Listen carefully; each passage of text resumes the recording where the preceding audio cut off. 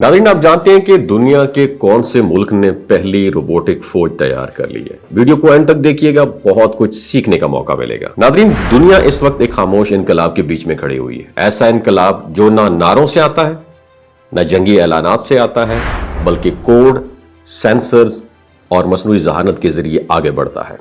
आज ताकत का मतलब सिर्फ फौजी तादाद नहीं रहा, बल्कि यह देखा जा रहा है कि किसके पास ज्यादा ज़हीन मशीनें हैं जो इंसान को रिप्लेस कर सके। और इस दौड़ में चाइना ने एक ऐसा इनिशिएटिव लिया जिसने दुनिया को चौंका दिया है। चाइना की एक टेक्नोलॉजी कंपनी है यूबी टेक, उसने इंसान नुमा रोबोट बनाकर, जिसका नाम है वॉकर S2, ये इंट्रोड्यूस करवा दिया, जो दिखने में बिल्कुल इंसान जैसा और हरकत में हैरान कुन हद तक कुदरती है। ये रोबोट चल सकता है, दौड़ सकता है, सीढ़ियां चढ़ सकता है, वजन उठा सकता है, खुद अपना तवाजुन भी बरकरार रख सकता है।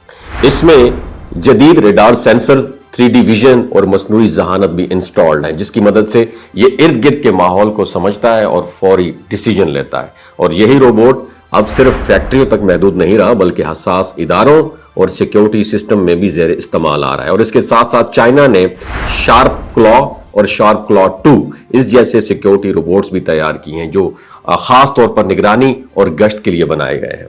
ये रोबोट्स नाइट विजन, थर्मल कैमरों और खुदगार नेविगेशन के जरिए दिन रात बगैर रुके गश्त कर सकते हैं। और ये मशीनें ना थकती हैं, ना बोर होती हैं और ना ही किसी के दबाव में आती हैं। और यही वजह है कि उन्हीं सरहदी इलाकों और हसास तरसीबात के करीब इंस्टॉल किया जा रहा है। और दुनिया की तवज्जो इस वक्त मजीद बढ़ी जब चाइना ने कुछ बुलंद और दुश्वार गुजार इलाकों में खुदकार रोबोटिक गार्ड्स तैनात कर दिए। और ये रोबोट भारी लॉजिस्टिक सामान उठा सकते हैं, खुद अपनी पोजीशन संभाल सकते हैं और कंट्रोल सेंटर से बराह रास्त या मुकम्मल खुद मुख्तार अंदाज में काम भी कर सकते हैं।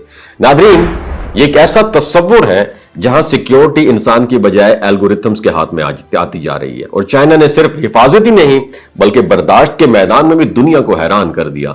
इंसान नुमा टैंगोंग अल्ट्रा रोबोट ने हकीकी सड़कों पर 100 किलोमीटर से ज्यादा फासला तय करके यह साबित कर दिया कि जदीद रोबोट्स अब लंबे वक्त तक काम करने के काबिल हो चुके हैं। और इस सफर में ट्रैफिक, दिन रात की रोशनी, मुख्तलिफ रास्ते और तवानाई के इंतजाम जैसे तमाम हकीकी मसाइल शामिल थे। और बैटरी की तब्दीली के अलावा रोबोट बगैर रुके आगे बढ़ते रहे, जो एक बहुत बड़ी टेक्निकल सक्सेस समझी जाती जा रही है। और इस तरह मुख्तलिफ कंपनियों के रोबोट्स ने इंसानों के हाथ लंबी दूरी की दौड़ में भी हिस्सा ले लिया। कुछ रोबोट्स गिरे, कुछ दोबारा संभले, कुछ ने रफ्तार कम की, लेकिन कई रोबोट्स ने मुकम्मल फासले कामयाबी से तय किए। और ये मनाजिर इस बात का इशारा थे कि मशीनें अब सिर्फ लेबोरेटरी तक महदूद नहीं रही, बल्कि हकीकी दुनिया के लिए भी तैयार हो रही है। तो नाज़रीन, अब सवाल ये नहीं रहा कि रोबोट्स क्या कर सकते हैं, बल्कि सवाल यह है हम उन्हें कहां तक अथॉरिटी देने को तैयार हैं। अगर रोबोट्स सरहदों पर गश्त कर सकते हैं, निगरानी कर सकते हैं, भारी हथियार उठा सकते हैं, फैसला कर सकते हैं और इंसान जैसे तासुरात भी दिखा सकते हैं, तो आने वाले वक्त में इंसान का फिर किरदार क्या होगा? क्या जंगें इंसान लड़ेंगे या मशीनें? क्या पुलिस, फौज और सिक्योरिटी का मुस्तकबिल इंसान से ज्यादा रोबोट पर डिपेंडेंट होगा? असल ताकत शायद रोबोट्स बनाने में नहीं, बल्कि उस फैसले में है कि उन्हें किस हद तक इख्तियार दिया जाए।